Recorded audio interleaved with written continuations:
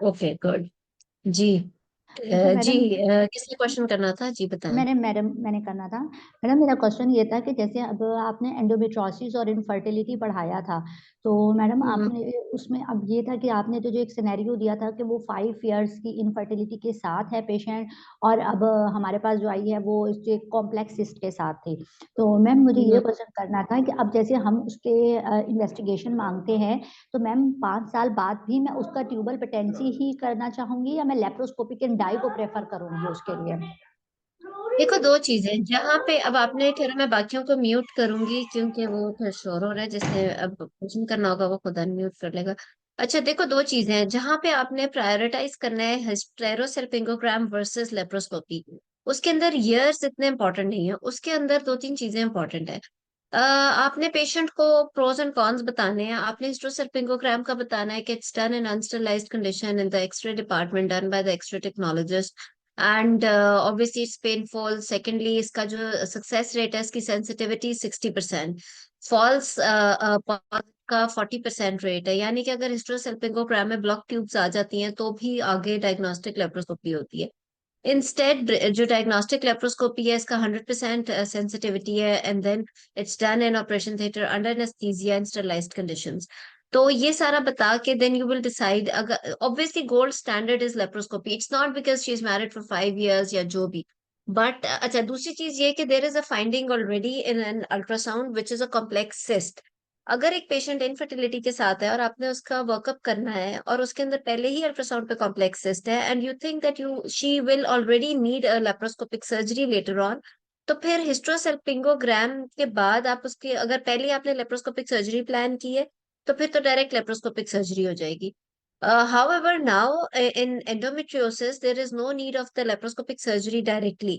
उस केस के अंदर फिर वही बात कि अगर तो आप डायग्नोस्टिक लेप्रोस्कोपी प्रेफरेबली कर रहे हो, तो फिर आप उसकी एंडोमेट्रोटिक सिस्ट भी साथ निकाल दोगे, and then you will go ahead with the sorry with the subfertility treatment. अगर पेशेंट प्रेफर्स हिस्ट्रोसेल्पिंगोग्राम इंस्टेड, तो फिर आप हिस्ट्रोसेल्पिंगोग्राम करके उसे आईयूआई की भी ऑफर कर सकते हो। इट डिपेंड्स कि वो क्या ऑप्ट करती है। लेकिन इसके अंदर वही बात है कि अगर there is a cyst and you are already planning a surgery, but अगर आप पहले सर्जरी प्लान नहीं कर रहे, तो then you don't need to go for the laparoscopy. अगर डायग्नोस्टिक लेप्रोस्कोपी होती है तो उसमें फिर सिस्ट भी निकलेगी। ठीक है। अच्छा मैडम, एक एक चीज और, अगर देखें ये तो पेशेंट आया था कि एंडोमेट्रोसिस के साथ भी था हमारे पास, तो हमने सिस्ट भी जी। निकाल दी। लेकिन अगर जी। एक वैसे सिंपल पेशेंट हमारे पास आता है इनफर्टिलिटी के साथ, और अब हम उसकी जैसे 5 इयर्स हो गए हैं उसको इनफर्टिलिटी को, और अब हमें उसकी हाँ। इन्वेस्टिगेशंस करवानी है, तो मैडम बेटर नहीं है कि हम उसको हिस्टेरो पे टाइम जाया करें और पेशेंट को भी जी। Call better. के हम जी। बिल्कुल, लेप्रो बिकॉज ही गोल्ड कर लें स्टैंडर्ड इज डायग्नोस्टिक लेप्रोस्कोपी। कि लेकिन उसकी वही फिर। बात है ना, कई patients they don't afford diagnostic laparoscopy directly. There is a difference between the cost of hysterosalpingogram and diagnostic laparoscopy, of course. और कुछ पेशेंट्स वैसे ही डर जाती हैं ऑपरेशन थिएटर का नाम सुन के और वो सारा, तो दे मे प्रेफर हिस्ट्रोसेल्पिंगोग्राम। लेकिन उन्हें ये भी रियलाइज करना चाहिए कि it's HSG actually is an unsterilised procedure, और फिर उसकी सेंसिटिविटी भी कम है डायग्नोस्टिक लेप्रोस्कोपी से। Thank you ma'am. You're welcome. ठीक है। सो लास्ट टाइम हमने फाइब्रॉइड किया, लेकिन फाइब्रॉइड पूरा नहीं हो सकता था। लास्ट टाइम वाली हमारी प्रेजेंटर आई नहीं है, अभी उन्होंने ज्वाइन नहीं किया। ठीक है। सो खैर, हमने लास्ट टाइम किया, इट वाज गुड, अच्छा सिनेरियो था फाइब्रॉइड के साथ। हमने उस सारे को कंटिन्यू किया। किसी ने अगर लास्ट टाइम वाले से कोई क्वेश्चन करना है तो वो कर लें, वरना हम आगे करते हैं सलाम अगले मैम। सिनेरियोज। जी वालेकुम सलाम जी, इसका। मैम एक क्वेश्चन पूछना था। मैंने एक पेशेंट देखा था मैडम, वो एंडोमेट्रियोटिक सिस्ट के साथ ही मैडम, वो सिस्ट यूनिलोक्युलर थी और वो चॉकलेट सिस्ट थी। तो हम्म। मैडम वो अल्ट्रासाउंड स्कोर 0 हो सकता है ना, क्योंकि उसमें और कोई भी फाइंडिंग नहीं थी, और उनका CA 125 था, पेशेंट का 61। तो वो मैडम वो हम्म। RMI 0 होगा ना, मल्टीप्लाइड बाय। जी बिल्कुल। बिल्कुल वो भी हो, क्योंकि उसमें तो मेनोपॉजल स्टेटस भी नहीं है। देखो, दो तीन चीजें हैं। जब कॉम्प्लेक्स सिस्ट अल्ट्रासाउंड के अंदर आ जाती है, एक ये शायद मेरी एक कोई क्लास भी है यूट्यूब चैनल पे, देख लेना। उसके अंदर कॉम्प्लेक्स सिस्ट के डीडी पे ही सिर्फ शायद वो क्लास है, अदरवाइज एक अलग बना रख भी लेंगे। कॉम्प्लेक्स सिस्ट आ जाती है ना, तो उसके अंदर बड़ी सबको कंफ्यूजन होती है कि उसमें हमने ट्यूमर मार्कर्स मांगना है, सीटी मांगना है, क्या मांगना है, पेशेंट एंड पे एंडोमेट्रियोसिस की निकलाती है। Normally in our normal practice we don't do it in that way. Do we really get all these things done in a patient with endometriotic cyst? No. So इसके अंदर history बहुत ज्यादा important आ जाती है. अगर there is a young patient and she is there with subfertility and she has got a complex cyst, तो और उसके अंदर स्कैन पे भी उसका ज्यादा चांस, जैसे कि ग्राउंड ग्लास अपीयरेंस और वो सारा जो अल्ट्रासाउंड के ऊपर होता है फाइंडिंग्स एंडोमेट्रियोटिक सिस्ट की, वो दी हुई हैं, तो you just get a CA 1 to 5 done. If CA 1 to 5 is definitely not in a range like more than 200, तो फिर you don't need to get the CT done or the other things done. Then you make the diagnosis of endometriosis most probably before the surgery and then go ahead with it. However, during surgery आपके surgery के steps वही होते हैं जो complex cyst के होते हैं. यानी कि आपने एब्डोमेन अगर ओपन कर रहे हो तो ओपन में आपने पेरिटोनियल वॉशिंग भी लेनी होती है, और फिर उसके बाद आप उसकी सिस्टेक्टमी करोगे, क्योंकि इंट्राऑपरेटिवली फिर ग्रॉसली आपको पता चल जाता है चॉकलेट मटेरियल देख के कि ये सिस्ट एंडोमेट्रियोटिक है. अगर आप उसको लैप्रोस्कोपी कर रहे हो तो अगेन उसकी पहले आप पेरिटोनियल वॉशिंग लोगे and then you have a look at the cyst and then you see the chocolate material coming out of it and you make the diagnosis there and then. However, if you don't find a chocolate material despite CA 1 to 5 is normal, तो फिर आप उसके अंदर फिर आप उसकी frozen section और वो सारी की बात कर सकते हो. अब इसके अंदर एक क्वेश्चन ये आ जाता है कि बाकी के tumour markers, because she is a young age group की वो पेशेंट है, सो उसके अंदर जो बाकी के ट्यूमर मार्कर्स हैं जिसके अंदर CEA, alpha fetoprotein, beta HCG और CA 1 to 5 की तो हमने बात कर ली. और कौन सा वाला होता है, if I am not forgetting any tumour marker, CEA, alpha fetoprotein, beta HCG, LDH. LDH. Sorry, LDH. Yes, LDH is a very important tumour marker dysgerminomas के लिए. सो ये सारे आप कराओगे या नहीं कराओगे? वेल अगर तो कॉम्प्लेक्स सिस्ट है और उसके अंदर उन्होंने डायरेक्टली एंडोमेट्रियोसिस का सस्पेशन नहीं दिया, जैसे कि ग्राउंड ग्लास अपीयरेंस वाला और वो सारा, तो फिर it's better to get all the tumour markers done before you take patient to the operation theatre. However अगर उसके अंदर अल्ट्रासाउंड पे बहुत ज्यादा डायग्नोस्टिक है towards endometriosis and she gives a history of subfertility, तो फिर आप उसको फिर बेशक चाहे आप सिर्फ CA 1 to 5 भी करा लो, लेकिन अगर एग्जाम में ज्यादा सेफ होना है तो सारे ट्यूमर मार्कर्स करा लो तो ही बेहतर है, चाहे वो इनफर्टिलिटी की भी हिस्ट्री दे रही है. इसी तरह अगर कोई पेशेंट है जो कि बिल्कुल इस तरह की रिप्रोडक्टिव एज ग्रुप की है and she has got a complex cyst but you there is no history of subfertility और आपको एंडोमेट्रियोसिस हिस्ट्री से बहुत ज्यादा नहीं भी लग रहा, तो फिर उसके अंदर it's better to get all the tumour markers done. लेकिन CT आपने सिर्फ तब मांगना है जब ट्यूमर मार्कर कोई ज्यादा होगा. अगर कोई ट्यूमर मार्कर ज्यादा नहीं है तो फिर मैं तो बिल्कुल रेकमेंड नहीं करूंगी कि आप CT मांगो, चाहे वो जो भी पेशेंट हो. आपने जब उसका, लेकिन इस तरह का केस जिसके अंदर complex cyst and she is not a case of subfertility and the history is not suggestive of endometriosis, उसके अंदर आपने फिर पहले से फ्रोजन सेक्शन की अरेंजमेंट रख के उसको लेके जाना है. जी यास्मीन. जी मैम, यही फ्रोजन सेक्शन की अरेंजमेंट तो हम उसको एग्जाम में भी यही बताएंगे कि स्टेजिंग लेप्रोटमी के लिए जाएंगे हम, अगर फ्रोजन सेक्शन हमारे पास अवेलेबल नहीं है. अगर मैं आपको बताती हूँ, देखो स्टेजिंग लेप्रोटमी जो है ना वो एक बहुत बड़ी टर्म है. अनलेस जी you ma'am. Are really suspecting CA, आप ये टर्म नहीं यूज कर सकते ना एग्जाम में ना लाइफ में पेशेंट के सामने. स्टेजिंग लेप्रोटमी आपने कब यूज करना है? आपने तब यूज करना है जब आपके कोई ट्यूमर मार्कर बहुत ज्यादा आया है, जैसे CA 1 to 5 बहुत ज्यादा आ गया, मे बी 1000 और मोर, और इवन 800-900 भी ज्यादा ही की रेंज में आ जाता है, हालांकि 800-900 वालों में एंडोमेट्रियोसिस भी निकल आता है. या फिर आपके CT के अंदर बहुत ज्यादा, ऑब्वियसली अगर ट्यूमर मार्कर ज्यादा है तो आप CT भी कराओगे, उस CT में भी आपको आगे फर्दर कोई सस्पेशन मिला है तो मैम फिर आप अगर staging tumour marker laparotomy. Normal है, मैम अगर ट्यूमर मार्कर नॉर्मल है, प्री ऑपरेटिव पेशेंट को कॉम्प्लेक्स सिस्ट है, वो चाहे 7 सेंटीमीटर से ज्यादा है या हाँ तो हम लेप्रोटमी के लिए जा रहे हैं उसके लिए, तो ठीक है. उसमें हम ये लफ्ज नहीं कहेंगे चाहे ट्यूमर मार्कर उसके नॉर्मल है. सीटी स्कैन भी हुआ है, वो बता रहा है कि ये मतलब ऐसा है कि कॉम्प्लेक्स सिस्ट है, वो एडजेसेंट ऑर्गन को अबंडन कर रहा है. लेकिन उसमें बताने जब हम बताएंगे तो लेप्रोटमी ही सिर्फ बताएंगे कि स्टेजिंग वर्ड लेंगे एग्जामिनर के सामने. देखो मैं बताती हूँ, उसके अंदर अगर तो पेशेंट की हिस्ट्री सब फर्टिलिटी वाली है और एंडोमेट्रियोसिस को वो सजेस्टिव है हिस्ट्री, तो उसके अंदर you don't need to take use ये स्टेजिंग लेप्रोटमी का टर्म यूज ना करो, आप उसको सिस्टेक्टमी, लेप्रोटमी फॉर सिस्टेक्टमी का वर्ड यूज कर सकते हो, राइट? अगर आपकी history she is not a case of subfertility और history is not much suggestive of endometriosis, CT आपने सिर्फ तब कराना है जब कोई एक ट्यूमर मार्कर ज्यादा है. अगर ट्यूमर मार्कर ही नॉर्मल आ रहे हैं तो फिर तो आप उसको, फिर इट मीन्स कि she is not a case of CA most probably, right? फिर CT की जरूरत नहीं है. याद रखना, CT आपने हर सिस्ट के केस में हम CT तो नहीं कराते ना. हम सिर्फ सीटी उसमें कराते हैं जिसमें ट्यूमर मार्कर ज्यादा आ गया। आपने जब एग्जाम में अपनी इन्वेस्टिगेशन मांगनी है, आपने बेसलाइन मांगी, ट्यूमर मार्कर्स मांगे, जब ट्यूमर मार्कर और अल्ट्रासाउंड ऑफ कोर्स सारी फाइंडिंग्स, अगर इसके अल्ट्रासाउंड के बाद ट्यूमर मार्कर सारे नॉर्मल है, तो फिर don't go for CT directly, right? फिर just plan surgery just because the size is more और it's a complex cyst. However, अगर आपका जो पेशेंट है किसी उसका एक आधा अगर ट्यूमर मार्कर ज्यादा आ गया, तो फिर हम सीटी कराएंगे और उसको स्टेजिंग लिप्रोटमी का नाम देंगे।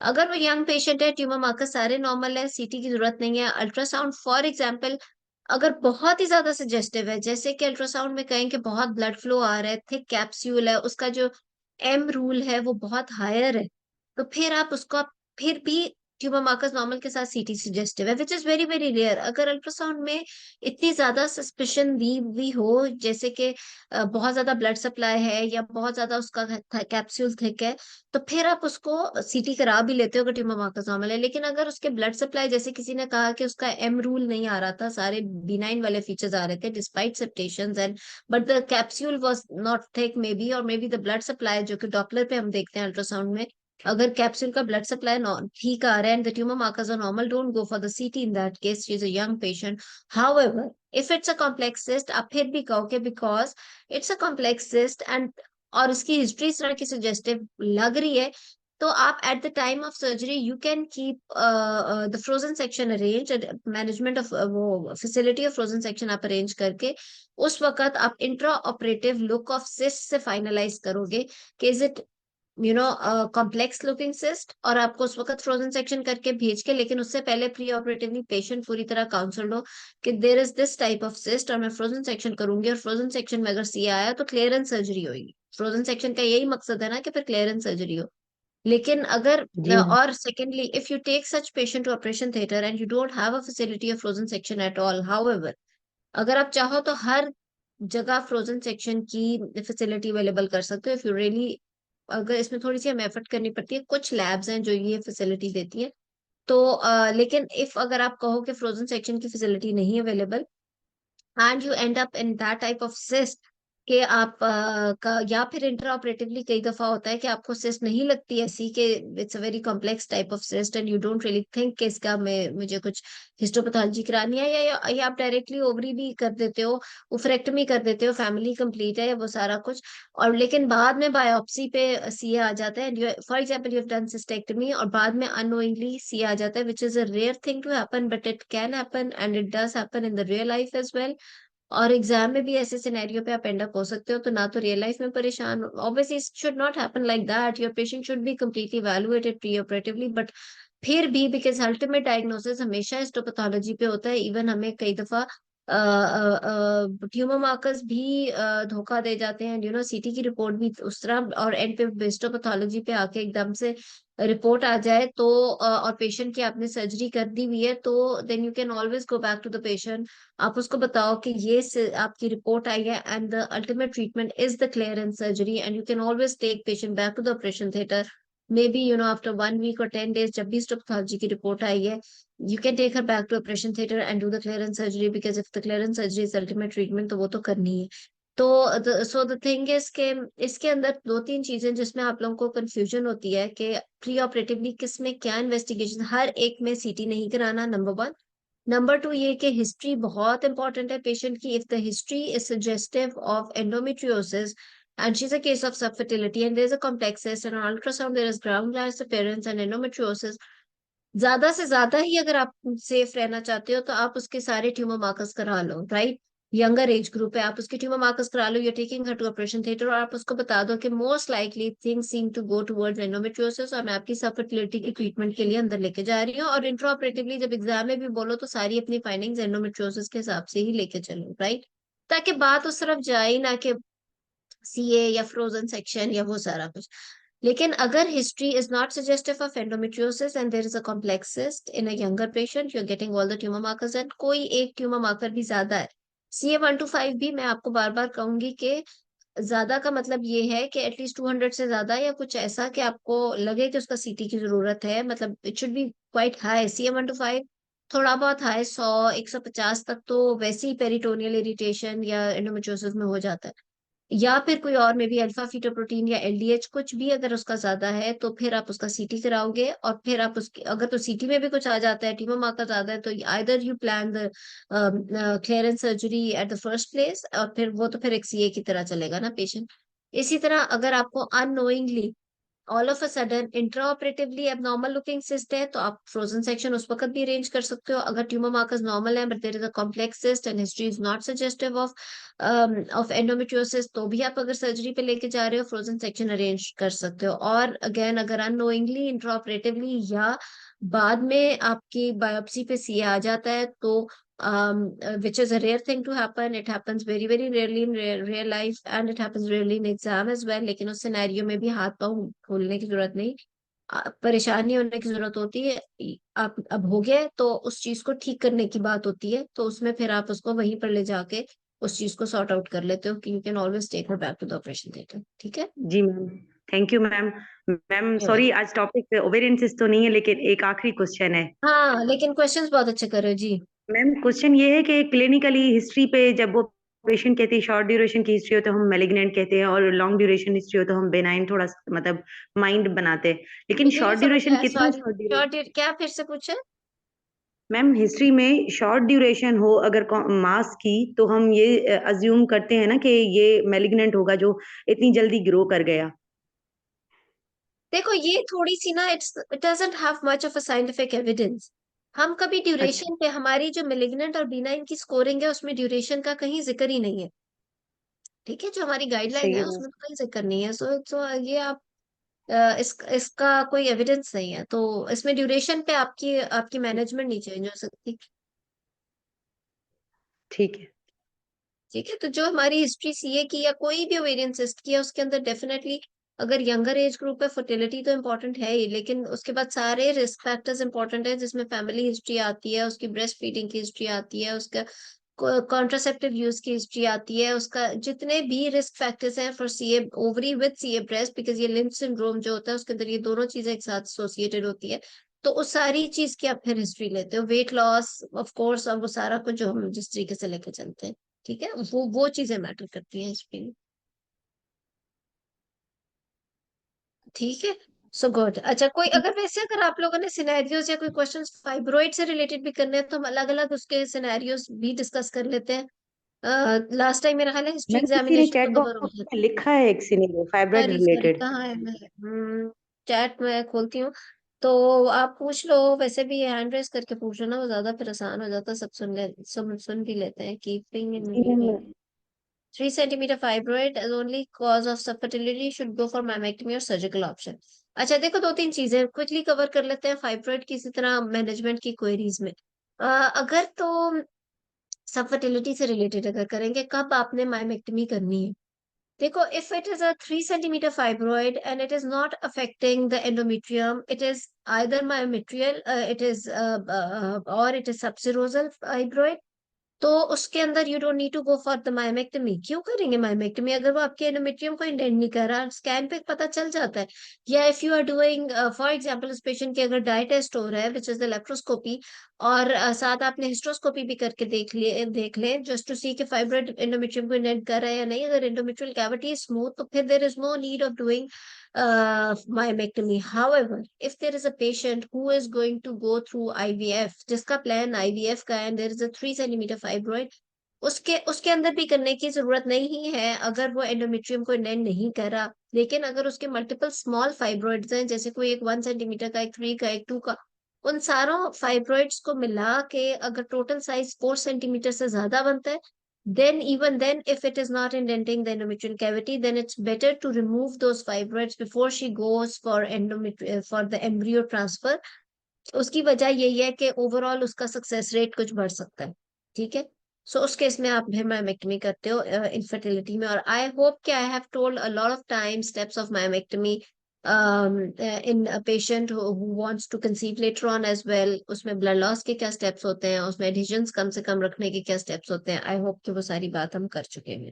ठीक है, सो फाइब्रॉइड के अंदर लास्ट टाइम हमने वैसे एचएमबी के साथ फाइब्रॉइड की किया था, उसमें we emphasise more on on the history and examination. Management पे उस तरीके से शायद बात नहीं हो सकी थी। मैनेजमेंट में मैं कुछ शायद सर्जिकल मैनेजमेंट की बात करना चाह रही थी। और कोई क्वेश्चन है तो पहले वो कर लेते हैं। मैडम आपने कहा था ना कि नेक्स्ट टाइम मैं फिर आपको ये बताऊंगी कि GnRH एगोनिस्ट और ये सब हाँ चीजें हाँ किस बिल्कुल, टाइम आपने देनी है। वो भी कर लेते हैं बिल्कुल। जी ठीक है। सो बिल्कुल ठीक है, यही सारा कर लेते हैं। सो फाइब्रॉइड के अंदर देखो दो तीन चीजें हैं। एक चीज तो ये है कि उसमें दो तीन बड़े पेट किस्म के क्वेश्चंस होते हैं जो कि आपको वैसे पता होना चाहिए कि how are you going to keep the blood loss minimal during myomectomy. उसका जवाब में यही होता है कि this preparation actually starts pre operatively. Pre operatively अगर बात की जाए जीएनआरएच एनालॉग्स का ऐसा कोई रोल नहीं है in the management of myomectomy. उसकी वजह यह है कि the moment you stop giving her GnRH analogues, fibroid will be increased in size or will be formed again immediately। उसका सिर्फ टेम्पररी हल होता है। जैसे कि अगर किसी का कोई 5 सेंटीमीटर का या 10 सेंटीमीटर का फाइब्रॉइड है और आपने उसे 3 महीने या 6 महीने जीएनआरएच दिया है, तो मे बी वो 50% तो कम हो जाएगा। वो कम होने के 60% चांस होता है कि वो हाफ से कम रह जाए फाइब्रॉइड 6 मंथ्स के बाद। लेकिन जब 6 महीने बाद आप उसके जीएनआरएच एनालॉग खत्म करोगे तो वो दोबारा रीग्रो कर जाएगा। तो जीएनआरएच के देखो there are pros and cons. Number one, it is very very expensive. Number two, it has got side effects. इसके अंदर वही बोन लॉस और वो सारा ऑस्टियोपोरोसिस होता है। Number three, it can not be given more than 6 months, मतलब 6 महीने भी काफी होता है जीएनआरएच किसी को देना।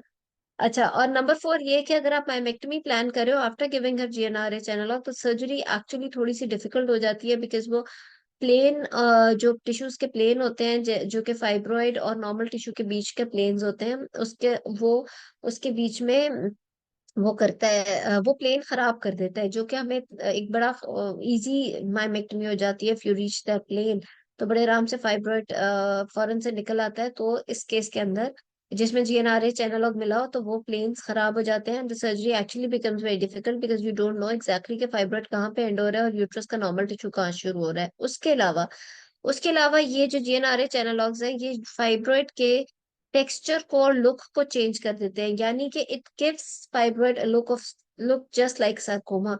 उसकी उसकी उसकी एक बिनाइन लुक खत्म कर देता है और वो एक सॉफ्ट सा टिश्यू बन जाता है। Excuse me. और intraoperatively at times it becomes difficult to differentiate between a fibroid and a sarcoma because उसके एक इंट्राऑपरेटिव में बहुत इंपॉर्टेंट बात एक हमारी ग्रॉस लुक ऑफ टिश्यूज भी होता है। तो वो फिर उसको डिफरेंशिएट करना मुश्किल हो जाता है। लेकिन जीएनआरएच का फायदा क्या है? जीएनआरएच का ये तो नुकसान हो गए। अब फायदा ये है जीएनआरएच का प्री ऑपरेटिवली देने का कि एक तो ये कि साइज छोटा कर देगा फाइब्रॉइड का। नंबर टू ये कि ये ब्लड लॉस कम करेगा। तो आई डोंट रियली थिंक कि इट इज वर्थ इट कि हम प्री ऑपरेटिवली फाइब्रॉइड का साइज छोटा करें या हम उसका ब्लड लॉस इसके साथ कम करें, जबकि हमारी सर्जरी और डिफिकल्ट हो जाए, हमारा सर्जरी का टाइम बढ़ जाए, हमें फाइब्रॉइड का सही प्लेन ही ना मिले, हमें यही ना पता चले कि फाइब्रॉइड का अपना कैप्सूल किधर है, कि कंप्लीट निकल भी रहा है। और specially intraoperatively we get confuse between sarcoma and fibroid. So हालांकि ये सारी चीजें ब्लड लॉस कम करना और size doesn't really matter. If you are good surgeon तो आप छोटे इंसिजन से भी बड़ा फाइब्रॉइड आराम से निकाल सकते हो। सो द थिंग इज के आप वो उसकी जरूरत फिर नहीं रह जाती उस चीज की, फाइब्रॉइड को करने की। ठीक है, मतलब उसका साइज छोटा करने के लिए जीएनआरएच देके इस चीज को कॉम्प्रोमाइज अब करना शुरू हो जाओ, there is no point. So yes, but you should know कि if you are really vigilant about the blood loss तो फिर आप pre operatively there is an option कि आप जीएनआरएच का नाम ले सकते हो। उसके अलावा yes, you will build up haemoglobin. और फिर इंट्रा ऑपरेटिवली ब्लड लॉस कम करने के तरीके होते हैं, जिसके अंदर सबसे इम्पोर्टेंट तो मैं कहूंगी because it is really good at times, आपको वो जो टोनिके अप्लाई करना होता है यूट्राइन वेसल्स पे उसकी भी जरूरत नहीं पड़ती है। And you if you just inject vasopressin intramyometrial, there is a big difference of blood loss. उससे बहुत ज्यादा फर्क पड़ जाता है। सॉरी, एक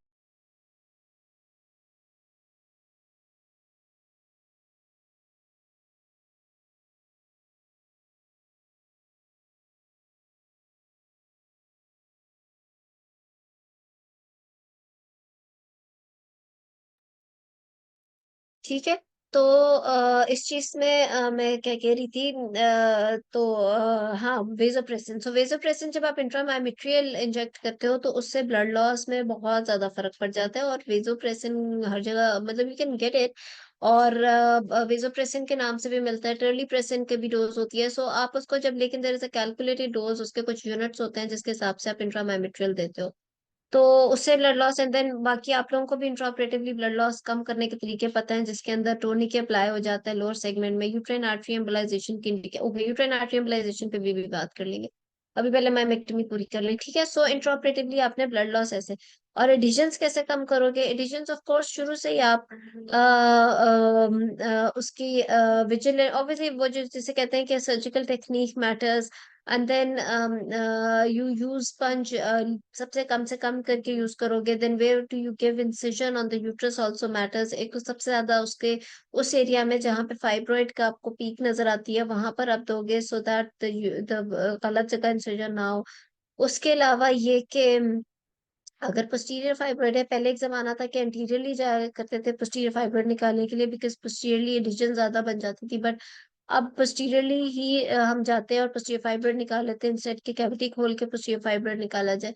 और एक चीज और कि it's better to give transverse incision on the anterior surface of the uterus for myomectomy, and vertical incision on the posterior surface. It makes your stitching easier. हाँ, फिर उसके बाद suturing टेक्निक बहुत मैटर करती है आपकी पोस्ट ऑपरेटिव एडिशंस के लिए, जिसके अंदर वो जो हम कहते हैं कि बेसबॉल टाइप सुचरिंग होती है सिरोजा की, खास तौर पे जिसमें सूचर्स अंदर ही बेरी हो रहे होते हैं, वो बहुत मैटर करते हैं। And then at the end, but it is very very important, अगर आप पोस्ट आप इंट्राऑपरेटिवली एंड पे हाइलुरोनिक एसिड का स्पिल कर दो तो it makes a lot of difference, ठीक है।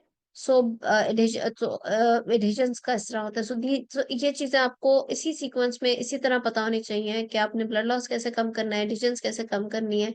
बिकॉज ऐसा पेशेंट जिसके अंदर आप माइमेक्टमी कर रहे हो, it's not just a simple patient, उसके अंदर आपकी technique, she should conceive after you're done with your myomectomy. ये छोटी छोटी बातें होती हैं जिसको, how are you dealing with the tissues, how are you dealing with the tubes, how are you dealing with the ovaries, ये सारा कुछ। एंड ऑब्वियसली ये बहुत ज्यादा प्रैक्टिस, और उसके बाद ही पता चलता है। And the importance of endometrium, बाद में उसको पीरियड्स आते रहे, it should not end up in Asherman, and you should not miss any intra your cavity fibroid, because ये ना हो कि आप बाकी के बाहर के फाइब्रॉइड निकाल दो, बाद में पता चले कि कैविटी के अंदर। I have seen many patients and up like this, जो कि सर्जन्स करके छोड़ देते हैं, जिसके अंदर एंडोमेट्रियल फाइब्रॉइड रह जाता है। बट अनफॉर्चुनेटली वही इस तरह के, so it should not end up like that. जी जी कार्या।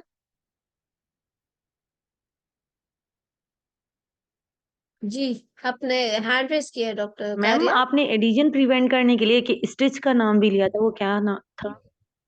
एक तरीका होता है, I can not obviously perform here, मैं आपको बता नहीं सकती, लेकिन वो तरीका होता है, बेसबॉल सूचरिंग टेक्निक होती है, उसके अंदर जो आपका सूचर होता है वो अंदर ही बेरी होता जाता है। यानी कि जब आप सिरोजा इनवर्ड आउटवर्ड कह लो, अदरवाइज हम आउटवर्ड इनवर्ड करते हैं ना। नॉर्मल सूचरिंग जो होती है, जो दो एजेस ऑफ इंसिजन को मिलाती है, वो बाहर से अंदर और फिर अंदर से बाहर जाता है और ऊपर लौट आता है, फिर बाहर से अंदर फिर अंदर से बाहर। इसके अंदर सारे सूचर्स इनवर्ड आउटवर्ड जाते हैं, फिर इनवर्ड आउटवर्ड जाते हैं, इनवर्ड आउटवर्ड इनवर्ड आउटवर्ड, ठीक है। मैम वो आप मैम नाम टॉनिकेट क्या है वाला इसका? मेथड बता रही यूट्यूब पे देख बेसबॉल लेंगे। सूचना टेक्निक है। आई होप कि if we get to meet some time तो मैं आपको करके भी दिखा दूं। यूट्यूब पे देख लो, इसी नाम से आई होप होगा, मैं चेक भी कर लूंगी। लेकिन इट्स अ ब्यूटीफुल टेक्निक जिसके अंदर आपकी सरफेस पे सूचर नजर ही नहीं आता, आपकी नॉट भी अंदर आती है, और there is no suture when you are done with the myomectomy, you don't see any suture on the surface of the uterus. जो माइमेट्रियल टिश्यूज हैं वो तो आप फिगर ऑफ 8 में इंटरप्टेड लेते जी हो जब मैम, आपको thank you dead ma'am. Space खत्म करनी होती है। जो सिरोजा है ना, उसको अगर आप इस तरीके से करो बेसबॉल सूचरिंग टेक्निक से, तो उसके अंदर यू डोंट, वो इतना खूबसूरत सूचरिंग होती है कि आपको बाहर कोई सूचर ही नजर नहीं आता सरफेस के ऊपर। तो वो, और कम से कम स्पंज से, you don't use sponge in myomectomy also, you just use suction. So ये कुछ चीजें होती हैं जिससे कि at the end you don't really get adhesions. जी कार्या। मैम वो आप टॉर्निकेट वाला मेथड बता रही थी ना इंट्रा ऑपरेटिव ब्लीडिंग रोकने के लिए, वो भी बता दी। टूर्निकेट जो होता है बेसिकली यूट्राइन आर्टरीज को टाई करने का तरीका होता है। I personally don't like it much, क्योंकि उसमें टिश्यू हैंडलिंग बहुत ज्यादा हो जाती है। फिर एट टाइम्स फाइब्रॉइड इतने बड़े बड़े होते हैं और लैटरली भी होते हैं कि यूट्राइन आर्टरी को उस टूर्निकेट से बंद करना काफी मुश्किल हो जाता है। उसके अलावा ये है कि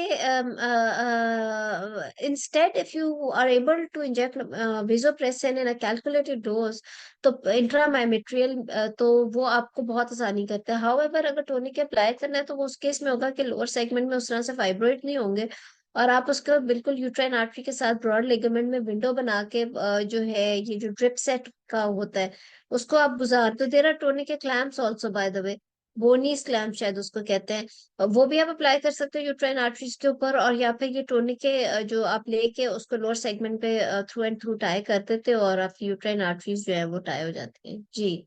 ठीक है, तारिया कभी भी हैंड रेजर।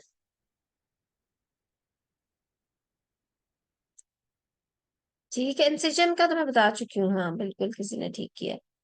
ठीक है, और बताएं। मैम बोनीस क्लैंप भी यूज करते थे। करते थे ना, बट मुझे पर्सनली फ्रैंकली इसलिए नहीं, क्योंकि फाइब्रॉइड जरूर मोस्टली हर जगह ही होते हैं। मतलब you find it in the lower segment also, you find it near uterine, you find it on the broad ligament. At that time, it is very, very difficult or impossible to block the uterine arteries. Instead, vasopressin का injection आप इंट्रामाइमेट्रियल लगाओ। ये होता है 1 millilitre का, 1 ml का injection होता है एम्प्यूल, जिसमें 20 यूनिट्स होते हैं। उस 20 यूनिट्स को आप 200 cc नॉर्मल सेलाइन में डाइल्यूट करते हो, और 4 to 6 यूनिट्स एक सर्जरी में आप यूज कर सकते हो इंट्रामाइमेट्रियल। तो आप वो ये जो डाइल्यूटेड है इसके आप तकरीबन अगर 20 cc के 4 इंजेक्शन लगा दो तो वो तकरीबन 4 to 6 यूनिट्स बनते हैं, या 4 से 6 लगा लो इंजेक्शन। मतलब 6 की तो जरूरत ही नहीं पड़ती, 2-3 के बाद ही वो यूट्रस वाइट हो जाती है। और देर इज और बहुत ज्यादा डिफरेंस है ब्लड लॉस का when you using vasopressin and when you are not actually using vasopressin, तो उसमें बहुत ज्यादा फर्क होता है जी। ठीक है, सो आई होप कि अब जीएनआरएच वाली बात भी क्लियर होगी। अच्छा, यूट्राइन आर्टरी एम्बोलाइजेशन का किसी ने बात करनी है तो पहले कर लें, फिर मैं कुछ कमेंट करूंगी।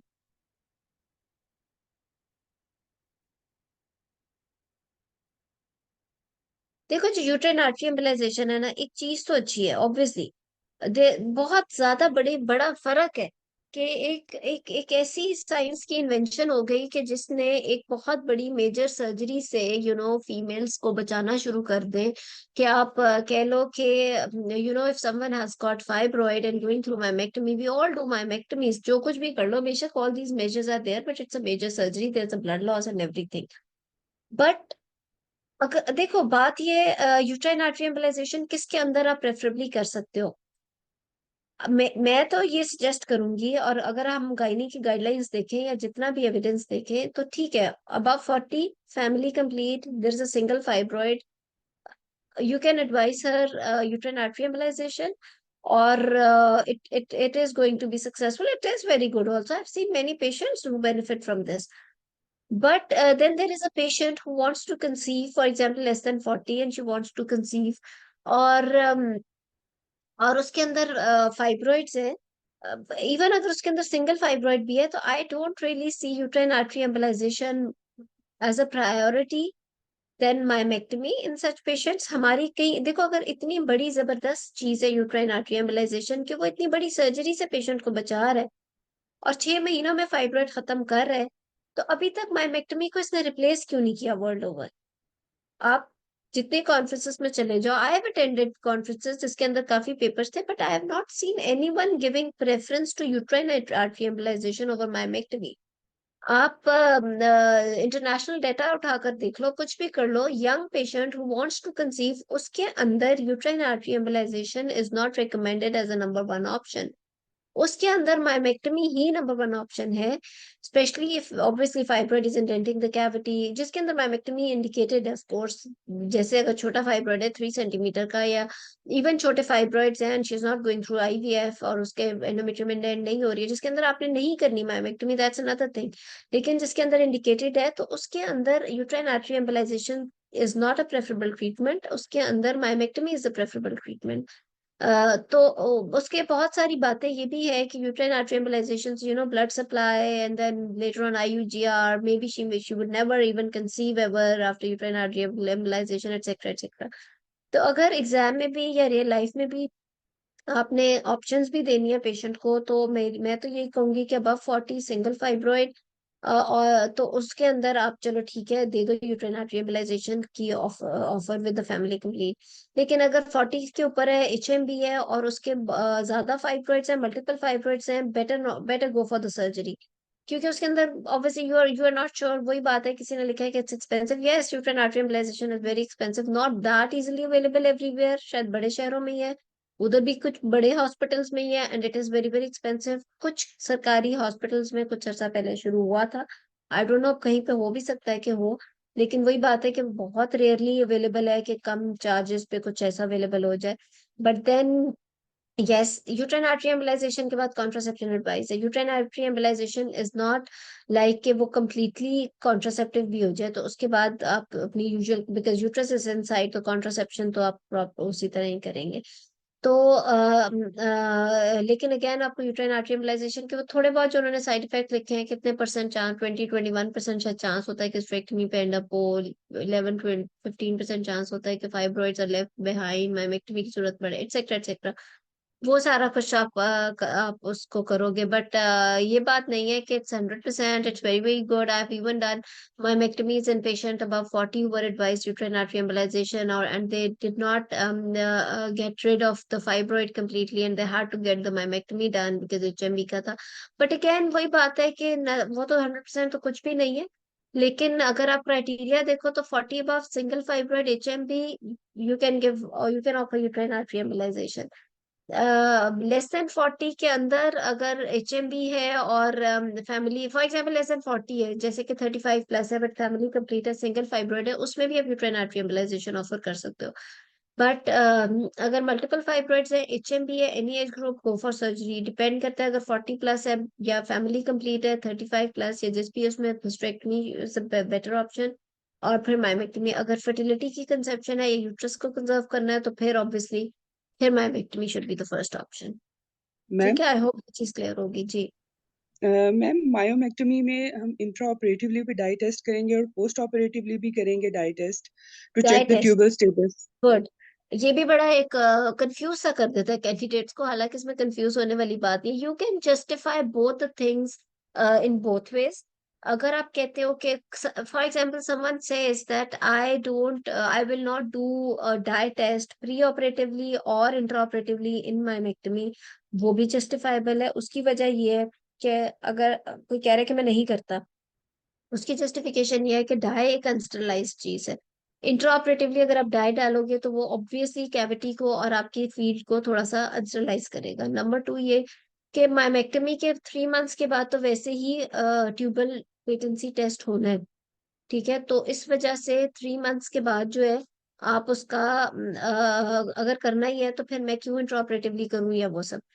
लेकिन अगर कोई कहता है कि मैं करूंगा, for example if someone says that I will do the dye test intraoperative, preoperatively तो फायदा नहीं ना, मतलब प्री ऑपरेटिवली तो जब सर्जरी हो ही रही है और डाई टेस्ट करना है तो फिर इंट्रा ऑपरेटिव ही होगा ना। तो intraoperatively I will do the dye test because dye की वजह से if I end up in opening the uterine cavity तो मुझे वहां एक इंडिकेशन मिल जाती है कि ब्लू कलर नजर आता है, तो उससे कंफर्म हो जाता है कि यूट्रस की कैविटी खुली है। नंबर टू, मुझे ट्यूबल स्टेटस इंट्राऑपरेटिवली भी पेशेंट का पता चल जाता है। सॉरी मैं म्यूट करूंगी।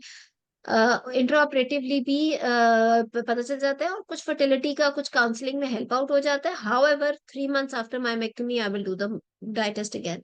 सो ये दोनों चीजों की जस्टिफिकेशन है। So if you do it तो भी ठीक है, नहीं करते तो भी ठीक है, ये अब आपके ऊपर है। अगर आपके डिपार्टमेंट में होता है तो उसकी जस्टिफिकेशन मैंने बता दी, नहीं होता तो भी बता दी। और मैडम कॉन्ट्रासेप्शन 6 मंथ्स के लिए एडवाइस करनी है अगर कैविटी ब्रीच होती है तो। अगर कैविटी ओपन होएगी तो 6 मंथ्स के लिए, अगर कैविटी ओपन नहीं हुई तो 3 मंथ्स के लिए। Okay, thank you. वेलकम। ठीक है। सो आई थिंक माइमेक्टमी हमने काफी कवर कर लिया है। किसी ने कोई और क्वेश्चन? क्या दोबारा बताऊं? किसी ने क्या दोबारा बताया? क्या बात बताऊं दोबारा? रिकॉर्डिंग में वैसे होगा सारा कुछ, आप देख लेना जी। यस आपने सिनेरियो सिनेरियो बना के और मैनेजमेंट जो है ना वो क्वेश्चन करे। अच्छा ठीक है, क्विकली दो तीन कर लेते हैं जल्दी जल्दी। एक तो जी married for 32 years, she is here with single fibroid which is 5 centimeter indenting the cavity, and she has the fertility wishes also। इसको क्विकली अगर किसी ने एक 4 minutes में मुझे बता दो कि क्या, यास्मीन आप बता दो, इसकी मैनेजमेंट बोलो, आपको प्रैक्टिस हो जाएगी। जी ma'am, the management of this patient will depend upon the previous fertility workup of the patient and any treatment taken up till now, and what are her symptoms regarding her myoma or fibroid included, okay, and the fertility है ना effect symptom, और कोई जी symptom नहीं है। okay, and effect of this fibroid and subfertility on her quality of life. So first of all, I will counsel the patient regarding the diagnosis. I will complete her other fertility workup and then give her options. My first option for my patient will be the myomectomy, and the other options include other options तो नहीं है इस patient में, है ही नहीं, क्योंकि इसका है बिल्कुल। ही मायोमेक। तो फिर क्यों बोलिए ऑप्शंस? जी जी नहीं जब मैम सिनेरियो सामने आए ना, या फिर पेशेंट ने अपने सिम्टम्स बोल दिए, जैसे पेशेंट ने कहा कि मुझे मैस है और मैंने बेबी कंसीव करना है, या कह दिया कि मुझे अल्ट्रासाउंड पे फाइब्रोइड बताया हुआ है and I am unable to conceive for 5 years, आपके दिमाग में मैनेजमेंट वहीं क्लियर हो जानी चाहिए। यू शुड नो कि आपने इस पेशेंट को ऑपरेशन थिएटर लेके जाना है, या आपने इसको मेडिसिन देनी है, या आपने इसको क्योंकि आपको तो हमारी फील्ड ऐसी है कि हमारी प्रेजेंटिंग कंप्लेंट में ही डायग्नोसिस होता है। So the diagnosis is there, the age is there, her problems are there, she is sitting in front of you. You should know before starting history कि आपने करना क्या है। फिर आप हिस्ट्री तो डेफिनेटली लेते जाओगे, in between you can keep on asking questions according to your the management which is going on in your mind. तो आपने इस तरह गलत उस वक्त सोचने की बात ही नहीं है, ठीक है? चलो बताओ। So this is the only option for her. Okay, ma'am. Ma'am, first of all, I will counsel the patient regarding the diagnosis that her subfertility is due to the this myoma, which is indenting the cavity. If her other all fertility workup is normal, and then I will counsel her regarding the surgery and its procedure, its complications, involve the multidisciplinary team, including the anesthetist. I will complete her preoperative workup and complete her preoperative workup, very good, optimize her ये hemoglobin भी and ठीक है, optimize इसको her जिसे health, कहते हैं ना, and then you are doing good. keep एक her। यहाँ पे इसलिए बीच में बोल रही हूँ ताकि साथ साथ ही ठीक हो जाए। देखो वो बात ये है कि बहुत अच्छा है, इंशाल्लाह मोर देन 60% वाला आप बोल रहे हो, विच इज वेरी गुड। लेकिन अगर आप 70% या 80% वाला तैयार करके करना चाहो, तो इसमें अगर कुछ बातें और ऐड करो कि उसको आप डे ऑफ सर्जरी कौन सा दोगे, immediately after her periods are over, why, साथ बोलो। क्योंकि I am planning to do her hysteroscopy at the same time. उसकी एंडोमेट्रियम थिन होएगी, मुझे एग्जैक्टली हिस्ट्रोस्कोपी में भी यूट्रस उसका फाइब्रॉइड का अफेक्ट ऑन एंडोमेट्रियम पता चल जाएगा। सेकेंडली, हिस्ट्रोस्कोपी में कोई पॉलिप, बिकॉज पॉलिप या कोई endometrial problems have got the same risk factors as the fibroid है। सो अगर फाइब्रॉइड हुआ है तो वो रिस्क फैक्टर्स की वजह से उसकी एंडोमेट्रियम में भी कुछ हो सकता है। तो मैं हिस्ट्रोस्कोपी करूंगी and the endometrium is thin, I will be able to see into the uterus more clearly, और मुझे I will not be missing out anything inside the uterus. Because fertility के अंदर यही तो इंपॉर्टेंट चीज है, that you should not miss important things, because वो otherwise later on outcome ही उस पर डिपेंड कर रहा है। एंड और फिर उसके बाद, सो ये कुछ छोटी छोटी चीजें अगर आप प्री ऑपरेटिवली पेशेंट से डिस्कस कर रहे हो, तो उसकी LMP and then when is she going to finish off her periods, and और उस तरीके से आप करोगे तो वो वो चीज थोड़ी, और उसको वही बात है कि अगर मजीद और मार्क्स के लिए तैयारी करके जाना है तो देखो, एक चीज माइंड में रखो, जब भी आप सर्जरी की बात कर रहे हो या जब भी आप पेशेंट की डिलीवरी की बात कर रहे हो, अगर आप वहीं पे देयर एंड देन उसका टाइम भी डिसाइड करो ना, तो वो बड़ा इंपॉर्टेंट है। अगर पेशेंट HMB के साथ आई है, ऑब्वियसली फिर you will want her to be surgery done before the next periods of course. या मतलब इस तरीके से, जब जैसे आपने एक पेशेंट को सर्जरी की एडवाइस दी, अगर आप उसी वक्त उसका टाइम और डेट भी डिसाइड कर लो उसके साथ, तो वो और भी ज्यादा बेहतर हो जाएगा। ठीक है? सो जी, जी मैम। ठीक है। तो यू डूइंग गुड। तो यस, फिर क्विकली आप माइमेक्टमी का अगर बताना है जल्दी बता दो, फिर अगला अगला सिनेरियो जबीन से पूछूंगी। जी। मैम मायोमेक्टमी की जो लोकेशन है वो एंटीरियर वाल पे है या पोस्टीरियर वाल कंसीडर करूं? एंटीरियर वॉल पे 5 सेंटीमीटर। अगर एग्जामिनर ने नहीं ओके दिया आपको लोकेशन या कोई चीज, देखो एक और टिप, ये वो चीजें, बात यही है कि सब लोग सब कुछ समझ के करके गए होते हैं। आई नो 4 सालों में इतना एक्सपोजर हो गया होता है कि we all know.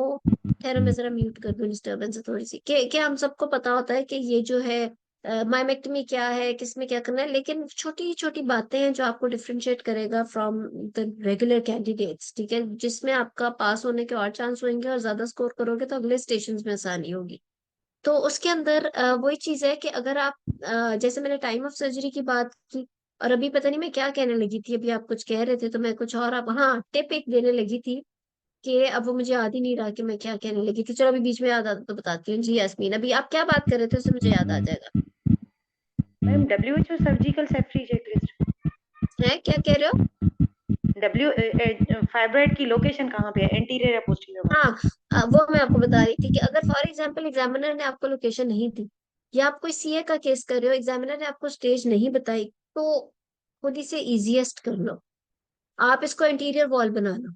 Right, obviously posterior wall में थोड़ी सी इंसिजन, डिस्कशन, एडिशन उस तरफ बात जा सकती है। अगर स्टेज नहीं दी, उसको 1A1 बनाओ, अर्लीस्ट सीए बनाओ, उसकी सर्जरी करो, खत्म करो मैनेजमेंट, उसे घर भेजो खुशी खुशी अंदर से। इंस्टेड क्या, बैठ के एग्जामिनर से पूछो उसकी स्टेज क्या थी, वो आपको कहे स्टेज 3C, वो कितना मुश्किल हो गया, ठीक है ना, एक्सेट्रा एक्सेट्रा। तो उसमें कीमो रेडियो की बातें आ गई। तो आप जो, अगर एग्जामिनर मोस्टली होता है they don't give you any stage और any any thing like that, और आप भी बेवकूफों की तरह पूछने बैठ जाते हो कि जी ये क्या है, एग्जामिनर की फिर तो मर्जी है। तो इंस्टेड अपनी मर्जी से करो, सीधा सीधा केस बनाओ और सीधा सीधा लेके चलो, ठीक है। एक अफरोज ने क्वेश्चन करना है, जल्दी से ले लेते हैं, अगले सिनेरियो के लिए जबीन तैयार है जी। जी मैम। अस्सलाम वालेकुम मैम। वालेकुम जी अफरोज। मैम वो जो लास्ट आपने टाइम आप सिनेरियो ही कैंडिडेट थे है ना, we ji were ji ma'am. Actually, हमने उसी की कंटिन्यूएशन की। जी अफरोज जी जी पूछे। मैम, वो जो अभी आपने सिनेरियो दिया है 5 सेंटीमीटर वाला, मैम अगर वही पेशेंट 32 ईयर्स वाली आती है HMB के साथ, उसको फर्टिलिटी विशेस है लेकिन अभी उसको कंसीव नहीं करना, वो कह रही है मुझे 2 साल 3 साल, फिर मैम उसको हम कंजर्वेटिव रखेंगे या नहीं, मायोमेक्टोमी भी कर देंगे? फाइब्रॉइड की कोई कंजर्वेटिव मैनेजमेंट नहीं है। If a patient is there who has got 5 centimeter fibroid, is having HMB, उसकी ट्रीटमेंट सर्जिकल है, and later on she has fertility wishes, तो इट्स बेटर, ऑब्वियसली आप उसे कहोगे कि माइमेक्टमी के बाद it's better to conceive early, because उससे फर्टिलिटी इफेक्ट हो रही है, उसके रीजन्स बन के उसकी ट्यूबल पेटेंसी वो सारा इफेक्ट हो रहा है। तो it's better if she conceives early.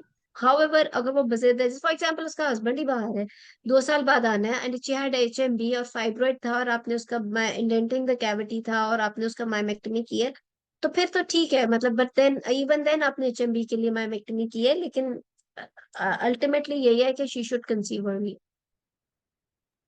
अच्छा ठीक है मैम, उसको बस ये क्या काउंसिल करेंगे कि आपको कंसीव जल्दी करना होगा इसमें?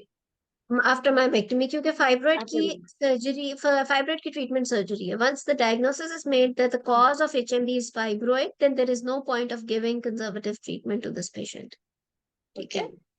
Thank you. ठीक है, सो यस, यास्मीन आप क्विकली कर लो, फिर मैं एक सिनेरियो जबीन के साथ कर लूंगी। मैं जी एक और चीज पूछनी थी, आपने तो बता दिया कि पीरियड्स खत्म होने के बाद वाले पीरियड में करना है, लेकिन क्या हम प्रेगनेंसी फर्टिलिटी, में बोल देंगे कि एक्सक्लूड करेंगे? ये नहीं नेगेटिव पीरियड्स आ पॉइंट गए तो तो नहीं फिर है? प्रेगनेंसी तो एक्सक्लूड हो गई ना। ठीक है अगर मैम, उसने सही है। मिस किया हो अच्छा या मैम, इरेगुलर हो या एबनॉर्मल पैटर्न हो, फिर प्रेगनेंसी रूल आउट करेंगे। जी आ गया। अस्सलाम वालेकुम। वालेकुम जी। अगर सेरो की फैसिलिटी अवेलेबल नहीं है तो डीएनसी ऑफर करेंगे किसके बिफोर लिए surgery? Facility?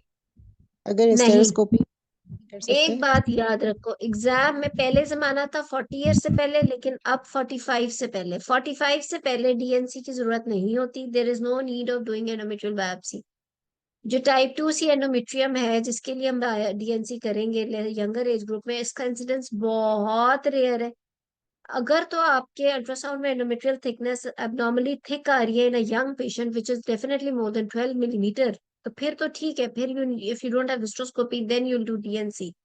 But if but अगर एंडोमेट्रियल थिकनेस का भी डेफिनेटली मसला नहीं है, यंग एज में एंडोमेट्रियल थिकनेस ज्यादा नहीं होती, क्योंकि सीए तो नहीं होता यंग एज में। सो 45 से पहले डीएनसी के मसलों में नहीं पड़ना। किस केस में कर सकते हैं डीएनसी? लेस देन 45 में, जहाँ पीसीओ वाली हिस्ट्री हो, जहाँ पे हाइपर इस्ट्रोजन वाले सिम्टम्स हो, पेशेंट बहुत ओबीस हो, पेशेंट डायबिटिक, रिस्क फैक्टर्स हैं जिसके अंदर प्रॉपर, और इरेगुलर पीरियड्स है या मिस्ड पीरियड्स बहुत ज्यादा है या पीसीओ की बहुत ज्यादा हिस्ट्री है, उसके अंदर तो आप उसका एंडोमेट्रियल सैंपलिंग फिर भी कह सकते हो। हालांकि अगर उसमें भी मिस कर जाओ तो कोई इतनी बड़ा इशू नहीं है बिकॉज शी इज यंग। लेकिन विदाउट रिस्क फैक्टर्स 45 से कम में डीएनसी कहोगे तो बहुत बुरा फंसोगे एग्जाम में। So please don't do that. और रियल लाइफ में भी you don't need to do extra such things in young patients, in obviously जिसमें नहीं है रिस्क फैक्टर्स। जी जी नायाब। जी मैम हमारी पेशेंट थी, मेल 39 ईयर्स ओल्ड, है ना। उसने कंसीव तो कर लिया था विद फाइब्रॉइड 7 to 8 सेंटीमीटर का, 7 सेंटीमीटर का फाइब्रॉइड था जो प्रेगनेंसी में 8 to 9 सेंटीमीटर का हो गया था ना। तो अभी नेक्स्ट प्रेगनेंट इंटर सब सीरोजल इंट्राम्यूरल फाइब्रॉइड था। अल्ट्रासाउंड में सब सीरोजल दिया था, जब भी ओपन किया उसको तो इंट्राम्यूरल भी था जो स्टिच लाइन से थोड़ा सा आगे था। तो अभी वो चाह रही है कि हमें, है ना, हम लोगों ने ऑफर किया था मायोमेक्टोमी करवाने के लिए, लेकिन वो पेशेंट रिफ्यूज करे, बोला मैं सेकंड बेबी भी इसी में करना चाह रही हूँ, क्योंकि मेरे पास देखो है ना बात ये कि प्रेगनेंसी छोटे मोटे फाइब्रॉइड्स के साथ तो ठीक है, लेकिन 10 सेंटीमीटर तक का फाइब्रॉइड हो जाए प्रेगनेंसी के साथ तो it's not good, because there is no point in conceiving and ending up in in between, यानी कि 20-25 वीक्स पे एंड अप हो जाए, या खुदा ना खासा ऐसे पेशेंट्स में तो ट्रांसवर्स लाई होता है या ब्रीच होता है बेबी और सिजेरियन होता है और आप हिस्टेरोटमी कर रहे हो और बेबी का सर्वाइवल ना हो। तो if she really has got a big fibroid तो ठीक है, एक बेबी तो हो गया, लेकिन हर दफा तो it's better to do myomectomy before she conceives again.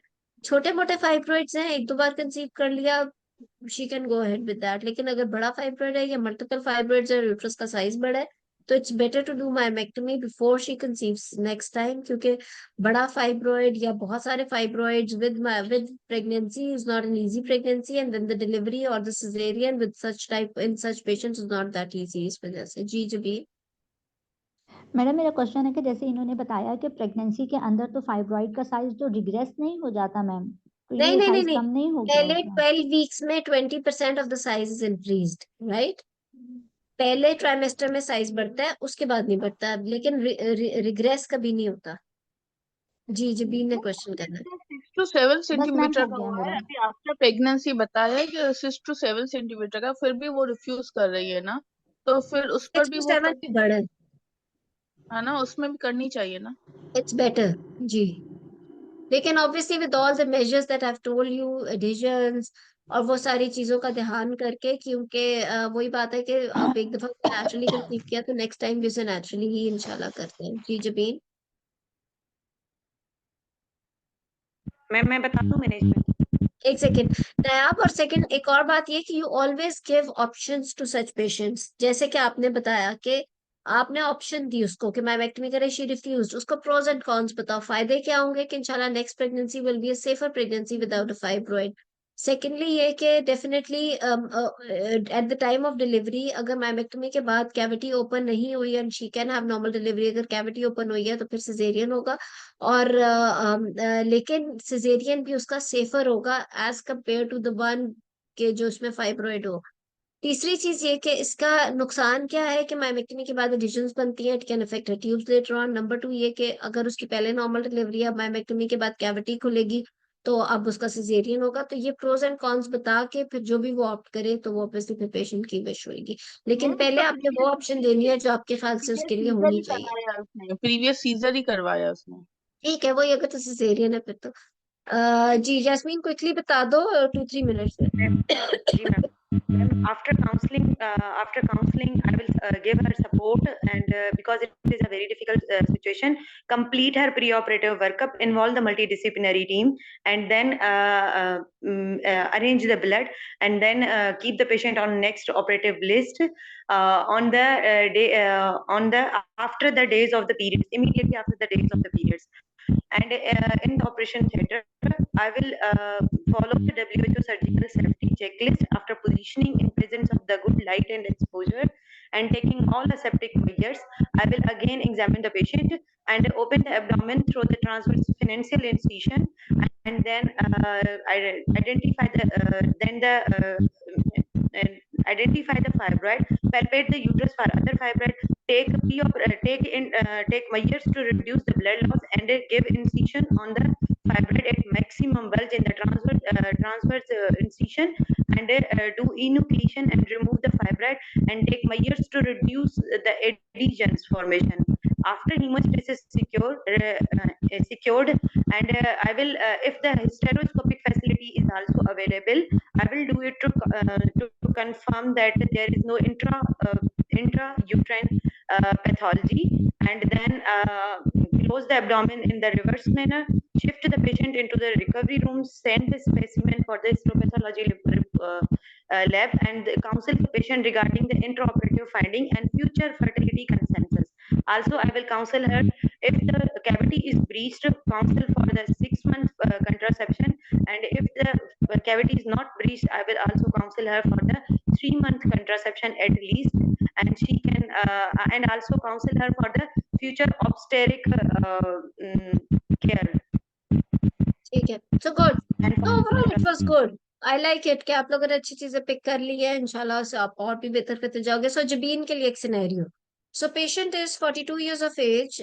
She has got she's para 3, and she is here with multiple fibroids, with the largest 5 centimeters, and the others 3 into 2 centimeter each, total 5 in number.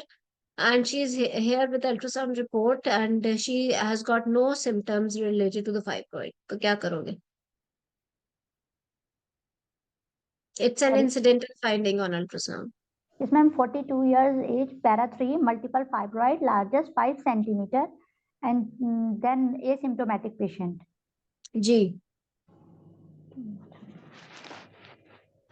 Ma'am history से शुरू करेंगे क्या, या नहीं, just management, खाली आपने management बता दिया है. Okay, madam. First of all, I will explain the diagnosis to the patient. Then, I will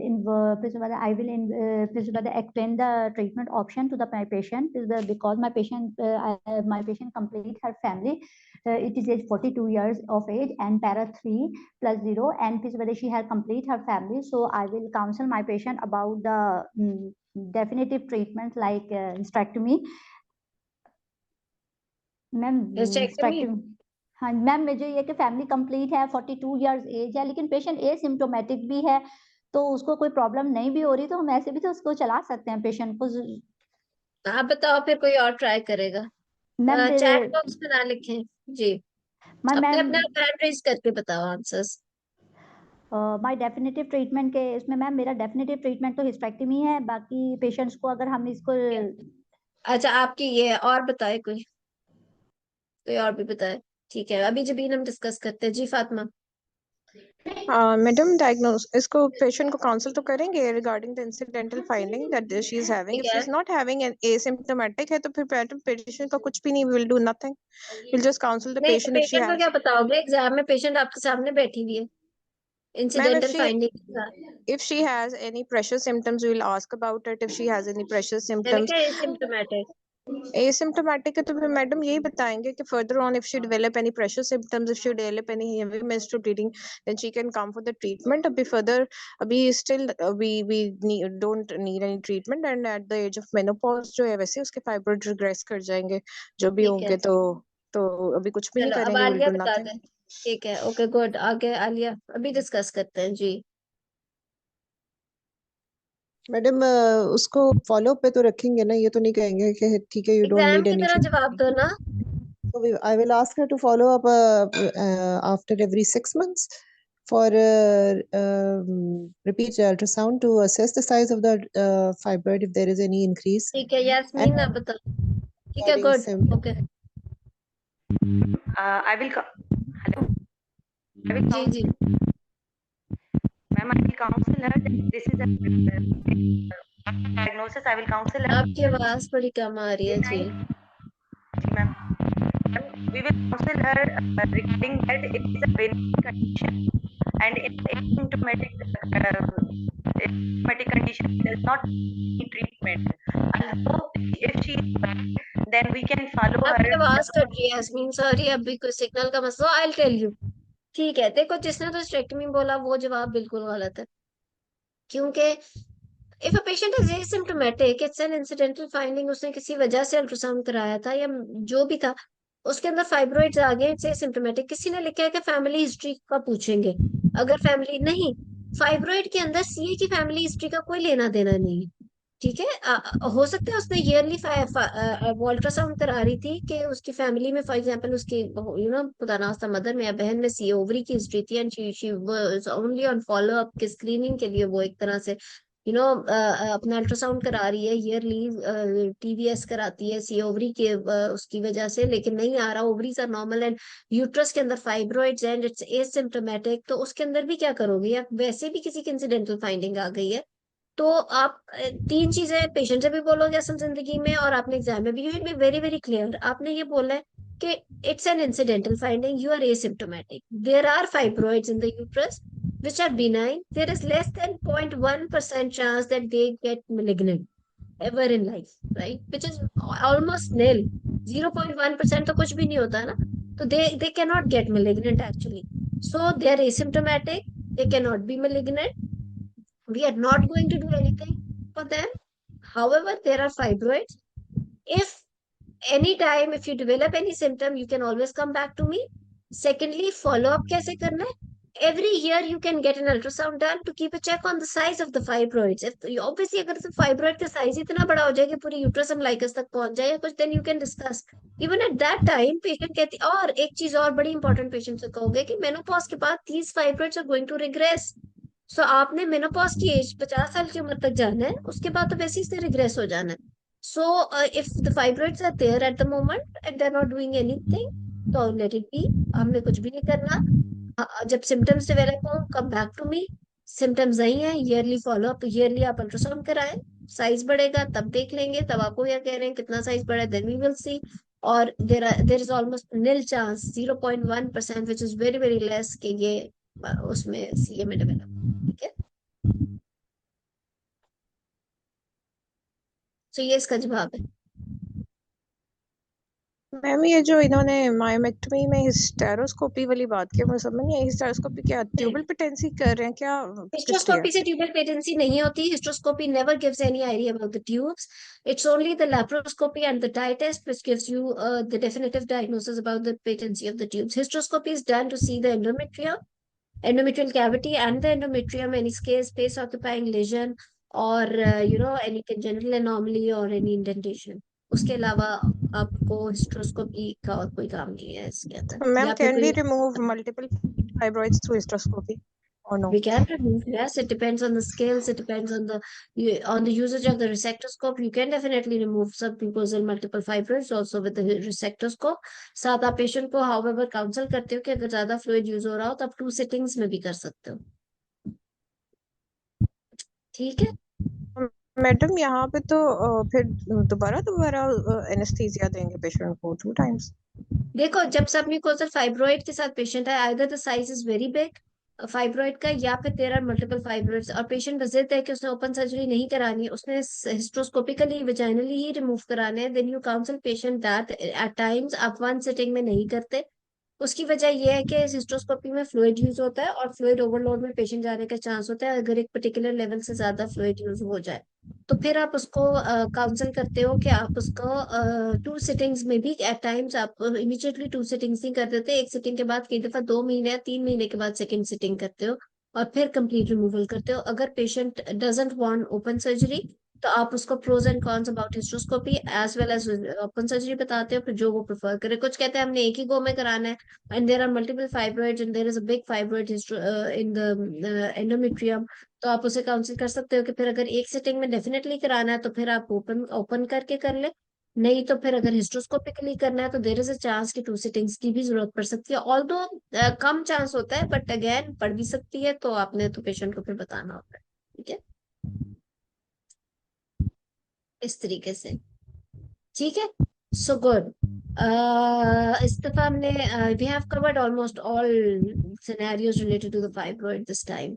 कोई और क्वेश्चन तो नहीं? ठीक है।